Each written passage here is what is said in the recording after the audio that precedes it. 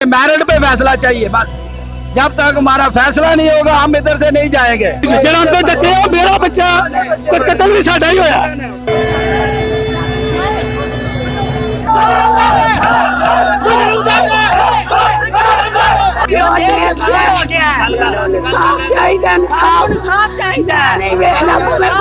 बिस्मिल्लाहिर्रहमानिर्रहीम। अस्सलाम वालेकुम नाज़रीन, मैं हूं सैयद इब्रार नकवी और आप देख रहे हैं डेली गुजरात।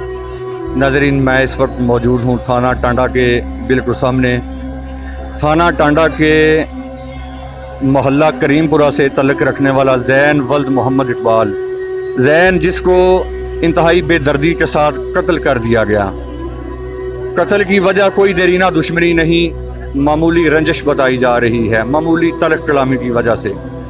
तो नाज़रीन, गुजरात को खुदा जाने किसकी नज़र लग गई। कत्ल व गारत के बढ़ते हुए वाक़यात मुख्तलिफ सवालात को जन्म दे रहे हैं। इधर मुकामी लोग मौजूद हैं हमारे साथ, उनसे पूछते हैं कि ज़ैन को क्यों मारा गया, ये वक़ूआ कैसे हुआ। सारा रहती है, ये गरीब लोग हैं, सारा रहती है उनके साथ। कोई दुश्मनी थी उनकी, कोई किसी के कोई दुश्मनी थी उनके साथ। मारन वाले कितने लोग ने? 3 लोग। 3 लोग ने।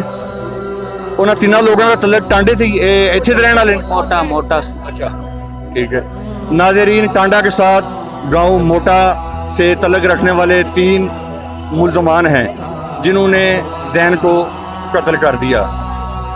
लवाहिकीन और टांडा के मुकामी लोग काफ़ी तादाद में थाना टांडा के सामने मकतूल की डेड बॉडी रखकर सरापा एहतजाज हैं कि मुल्ज़मान को जल्द अज जल्द गिरफ्तार किया जाए। ਅਸੀਂ ਚਾਹੁੰਦੇ ਆ ਕਿ ਸਾਡੇ ਬੱਚੇ ਨੂੰ ਉਹਦਾ ਇਨਸਾਫ ਮਿਲੇ। ਇਹ ਮਜ਼ਦੂਰਦਾਰ ਆਵਾਮ ਹੈ, ਮਜ਼ਦੂਰ ਲੋਕ ਆ ਤੇ ਸਾਨੂੰ ਚਾਹੀਦਾ ਇਨਸਾਫ। ਜਿੰਨਾ ਤੱਕ ਇਨਸਾਫ ਨਾ ਮਿਲਿਆ ਅਸੀਂ ਇੱਥੋਂ ਨਹੀਂ ਹਿੱਲਣਾ ਵੀ। ਇੱਥੇ ਭਾਵੇਂ 10 ਬੰਦੇ ਵੀ ਮਰੇ, ਅਸੀਂ ਮਰ ਕੇ ਜਾਵਾਂਗੇ, ਸਾਨੂੰ ਇਨਸਾਫ ਚਾਹੀਦਾ। ਸਾਰੇ FIR ਵੀ ਕਮਜ਼ੋਰ ਇਹਨਾਂ ਕੀਤੀ ਹੈ ਨਾ, ਕੀ ਗੱਪੇ ਲਏ ਨੇ ਸਾਨੂੰ ਕੋਈ ਪਤਾ। ਜਿੰਨੇ ਤੱਕ ਸਰ ਤੁਹਾਨੂੰ DSP ਅਤੇ ਨਾ ਆਵੇ ਅਸਾਂ ਬੱਚਿਆਂ ਨੂੰ ਨਹੀਂ ਚੁੱਕਣਾ ਹੈ ਵੀ ਇੱਥੋਂ। ਅਸਾਂ ਲਾਸ਼ ਨੇ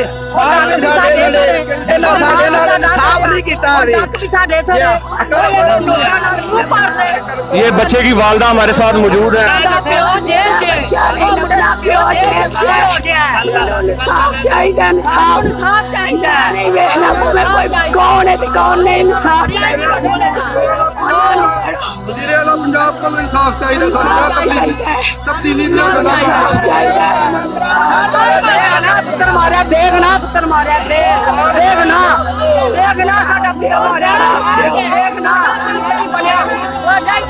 अच्छा सर, तुम ये दसो कि ਤੁਹਾਨੂੰ SHO साहब तनवीर भट्टी साहब ने इस चीज़ की यकीन दहानी नहीं कराई कि ਅਸੀਂ मुलजमान ਨੂੰ गिरफ्तार कर रहे हैं? नहीं सर कराई है, लेकिन ये तक गिरफ्तार मुजरम नहीं होए।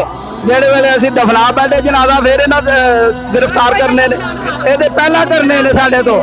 ਦਫਨਾ ਚਾਹੀਦੇ ਨੇ ਸਾਨੂੰ ਮੁਜਰਮ। ਜਨਾਜ਼ੇ ਦਾ ਕੀ ਟਾਈਮ ਹੈ ਸਰ? ਜਨਾਜ਼ੇ ਦਾ ਸਰ ਟਾਈਮ ਅਸਾਂ 7:30-8 ਦਾ ਰੱਖਿਆ, ਲੇਕਿਨ ਅਸੀਂ 9 ਵਜੇ 10 ਵਜੇ ਵੀ ਕਰਵਾ ਲਾਂਦੇ, ਸਵੇਰ ਵੀ ਕਰਵਾ ਲਾਂਦੇ, ਲੇਕਿਨ ਜਿੰਨੇ ਤੱਕ ਸਾਨੂੰ ਇਨਸਾਫ ਨਾ ਮਿਲਿਆ ਅਸੀਂ ਨਹੀਂ ਇੱਥੋਂ ਜਾ। ਸਾਡਾ ਇhtਜਾਜ ਜਿਹੜਾ ਜਾਰੀ ਰਹੇਗਾ, ठीक है।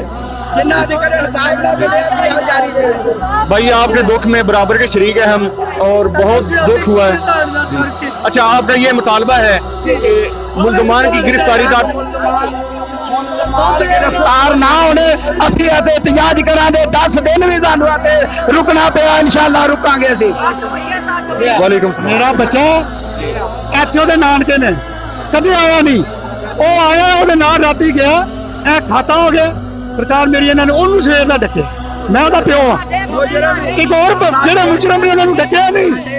ਜਿਹੜੇ ਪਰੂਣ ਆਏ ਆ, ਉਹਦਾ ਸੱਤੀ ਫੁੱਫੀ ਦਾ ਪੁੱਤਰ ਹੈ, ਮਾਮੇ ਦਾ ਪੁੱਤਰ ਹੈ, ਉਹਨੂੰ ਲਿਆ ਕੇ ਇੱਥੇ ਡੱਕ ਛੜਿਆ। ਅੱਛਾ, गिरफ्तार होने वाला ਜਿਹੜਾ ਬੰਦਾ ਵੇ ਉਹ ਵੀ ਤੁਹਾਡਾ ਹੀ ਮਕਤੂਲ ਪਾਰਟੀ ਦਾ ਹੀ? ਜੀ ਜਿਹੜਾ ਅੰਦਰ ਡੱਕਿਆ ਮੇਰਾ ਬੱਚਾ ਤੇ ਕਤਲ ਵੀ ਸਾਡਾ ਹੀ ਹੋਇਆ। ਮੇਰੇ ਸਾਲੇ ਦਾ ਬੇਟਾ ਕਤਲ ਹੋਇਆ, ਉਹਦੀ ਫੁੱਫੀ ਦਾ ਪੁੱਤਰ, ਮੇਰੇ ਭੈਣ ਦਾ ਪੁੱਤਰ ਉਹਨਾਂ ਅੰਦਰ ਲਿਆ ਕੇ ਦੱਸ ਉਹ ਰਾਤੀ ਆਇਆ ਸਰ। ਯਾਨੀ ਕਿ ਕਤਲ ਵੀ ਸਾਡਾ ਹੋਇਆ ਤੇ ਬੰਦੇ ਵੀ ਸਾਡੇ ਲਿਆ ਕੇ ਬਣ ਕੇ ਦੇਣੇ।